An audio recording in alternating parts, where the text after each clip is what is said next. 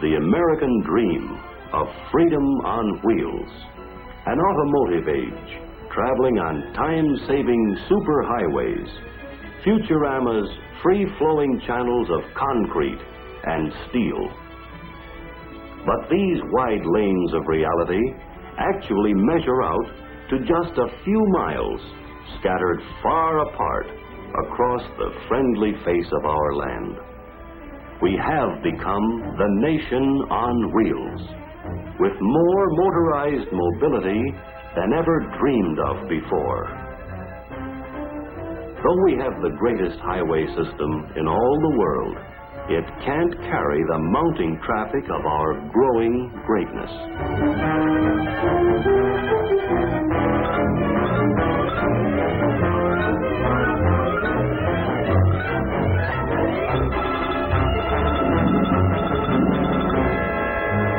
We're running out of roads.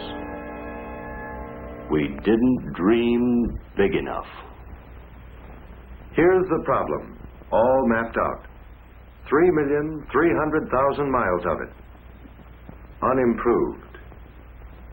Improved. Paved. Superhighway. Country roads. Small city streets. Big city thoroughfares. State highways networking the nation.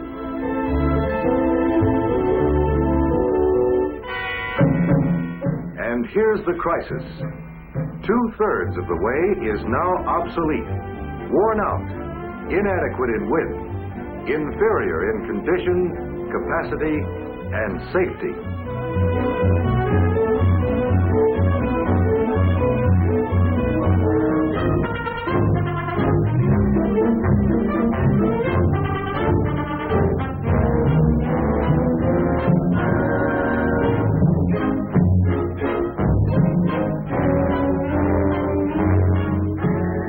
These were good roads 30 years ago when they were laid out.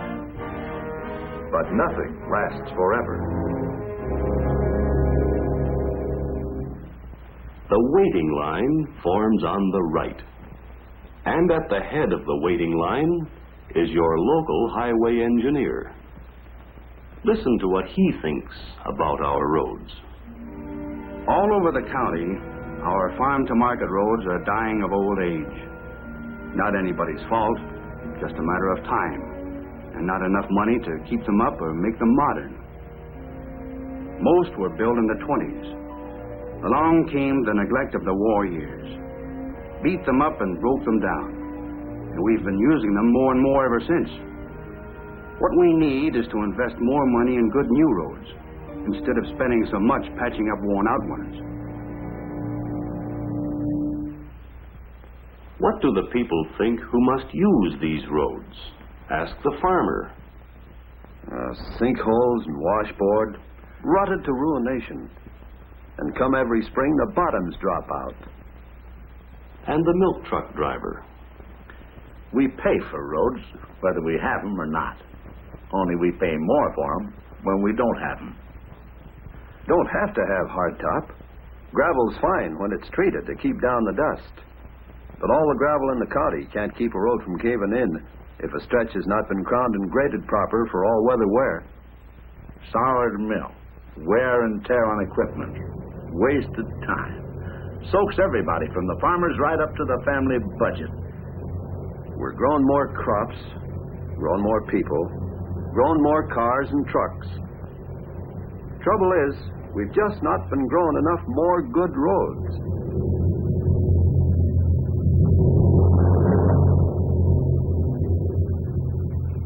And your accident rate rises, too, if you don't watch out.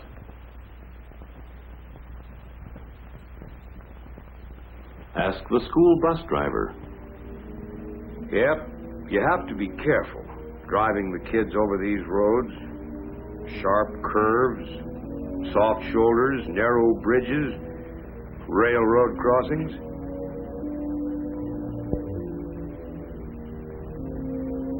Spring rains wash out these roads, and winter frosts rip them up, so you can count on no school those days. Other times, you don't know what to expect. Ask the small-town merchant. Our town has a population of 4,002, except on weekends. On Friday night and Saturday, congestion hits our main arteries like a heart attack. But customers pass us by if they can't find a place to stop. What brings up store sales today is parking space. It's as important to volume as shelf space and display windows. Best investment a town can make. Lots of parking. In small town and suburb, in cities of all sizes, the situation is the same, all snarled up. The best investment has yet to be made. Ask Mrs. America.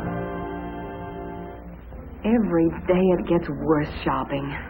It's not just a matter of getting through the congestion. It's impossible to find a place to park.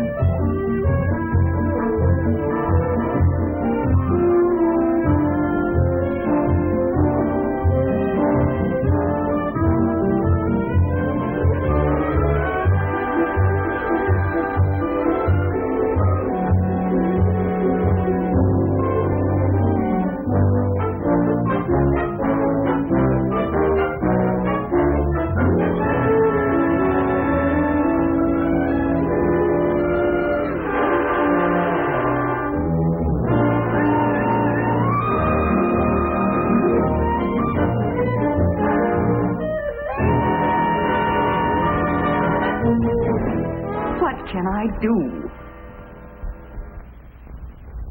Morning and night, around the clock, the sound of our times keeps blasting for a way out of the bottleneck. 3/4 of everything for American families travels at some time on the backs of our 10 million trucks. And what are you planning for dinner, Mother? Here it is, expensively bottlenecked.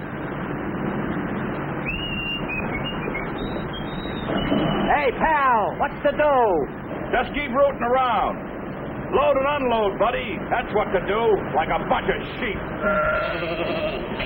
With 54 million vehicles on our streets and roads today, 50% more than before the war, by 1975, they say we will be driving 85 million. 5 o'clock, USA. Ah, for the life of a traveling salesman. Late for every appointment. This is the ulcer route.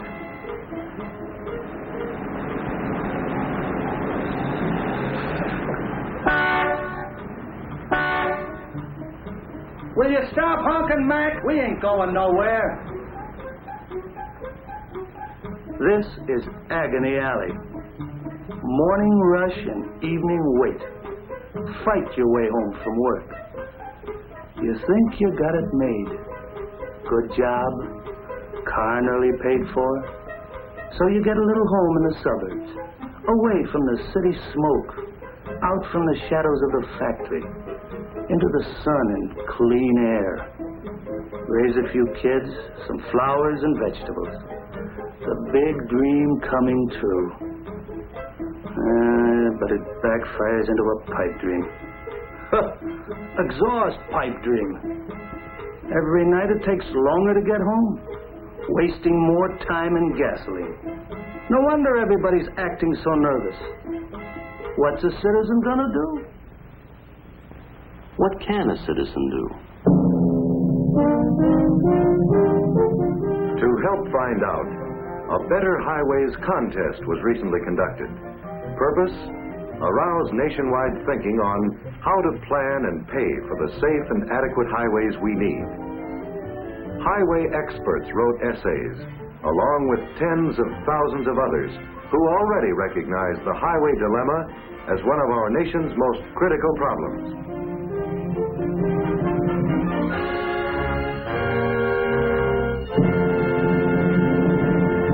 I am privileged to present the winner of the Grand National Award, Robert Moses of New York.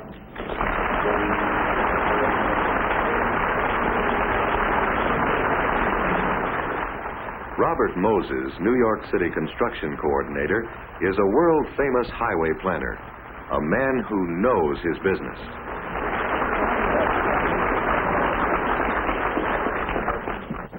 No stroke of genius, no brilliant device, no magic will suddenly produce roads commensurate with cars.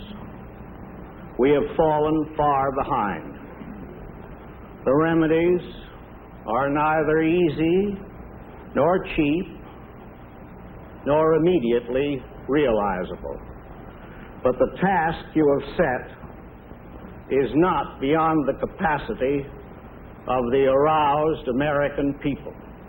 And you may be sure that they will not stop short of the goal.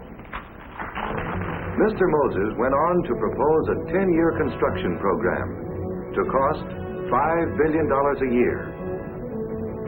He stressed there was no one new solution for the entire nation, but rather a combination of many solutions. And there is a solution for each community within its own capacity to accomplish.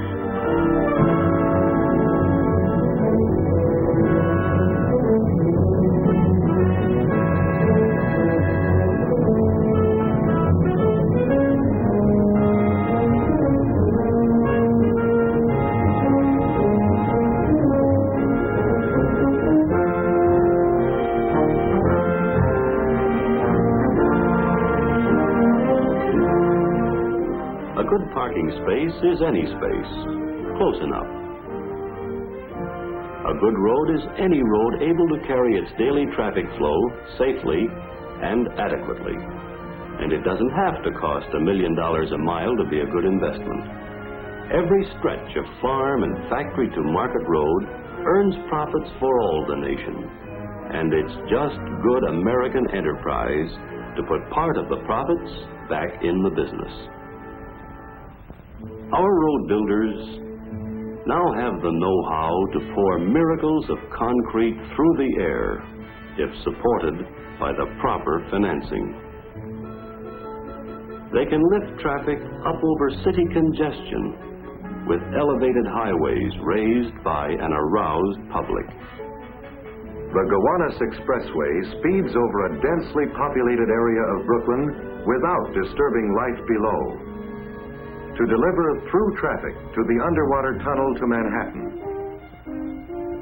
Connecting from the north, a 4-story street will soon be open, with promenade for pedestrians on top, local traffic on the bottom, and 2 one-way expressways in between. Here is 4-story proof that our modern highway planners, with imagination and public support, can solve our traffic problems. We can have our superhighways in the sky, fabulous, futuristic forms, like this Hollywood freeway interchange, which sorts flowing traffic 8 ways at once. If we start now to give our engineers the go sign, to design dreams instead of detours. This spectacular 2-deck viaduct, snaking along the docks of Puget Sound through Seattle's busiest section, has cut a 20-minute traffic battle to 3 minutes travel time. And more miles are on the way. The people of the state of Washington are using all of an increased gasoline tax and auto license fund for the faster development of a better roads program. Many people favor toll roads like the New Jersey Turnpike, financed by a bond issue, another way to raise funds. It's already paying itself off way ahead of schedule, proving that many of us who drive will pay extra by the mile and pay every trip to travel a good road. Many states already have toll roads, and more are now under construction or in the planning stage. Any roadway must keep pace with the changing character of its community. Dream big and act boldly. Know the best road of yesterday can become the worst road of today just a few miles down the way. Pittsburgh is moving mountains and even relocating a railroad yard to get out of its traffic jam. County, city, and state tax money is matching federal funds to pave the way. When this boldly planned parkway is completely open to traffic, the greater Pittsburgh Airport, instead of being an hour away, will be only a 15-minute ride from the center of the city. As has been done in other cities, Pittsburgh is digging a $4 million hole in the heart of the city to provide underground storage for thousands of cars. Above the surface, a beautiful park will camouflage the busy activity below. Or, if not underground, then stacked layer upon layer in modern fireproof structures, engineered for easy access and maximum use of downtown space. In San Francisco, the Bay Shore Freeway is getting in shape for tomorrow's traffic as part of California's new 10-year, $750 million highway program, financed by state tax on gasoline and auto license fees. Chicago is moving a city to build an 8-mile-long expressway from the city limits to Michigan Avenue, wide as a city block, into the heart of the Loop, an 8-lane miracle which will send traffic through the middle of the main post office building like a special delivery letter. Chicagoans raised their share of the $92 million cost by a bond issue, interest and retirement to be paid for by future revenue from motor fuel taxes backed up by property taxes. Borrowing money to finance expansion is traditional with Americans. The time and money saved more than repays your investment. If you wait to pay as you go, you may not go at all. Detroit is borrowing funds to build more miles of expressway, and build them today instead of years from now.